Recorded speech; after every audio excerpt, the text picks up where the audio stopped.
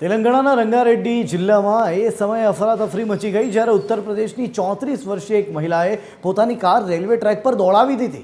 આ ઘટનાનો video social મીડિયામાં વાયરલ થઈ રહ્યો છે ત્યારે આ ચોંકાવનારી ઘટના શંકરપલ્લી સ્ટેશન પાસે બની હતી।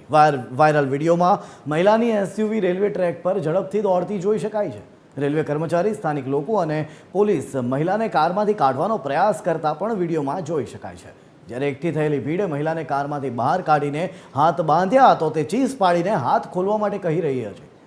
એક પ્રત્યક્ષદર્શીએ એમ પણ કહ્યું કે લગભગ 20 લોકોની મદદથી મહિલાને બહાર કાઢવામાં આવી। એ બિલકુલ પણ સહયોગ નહોતી આપી રહી અને ખૂબ જ આક્રમક હતી। રેલવે પોલીસના એસપી ચંદના દીપ્તિએ જણાવ્યું કે મહિલા માનસિક રીતે અસ્થિર લાગી રહી હતી। મહિલાના કાંડ બાદ 10 થી 15 ટ્રેનો પ્રભાવિત થઈ છે, જેના રૂટ પણ બદલવા પડ્યા।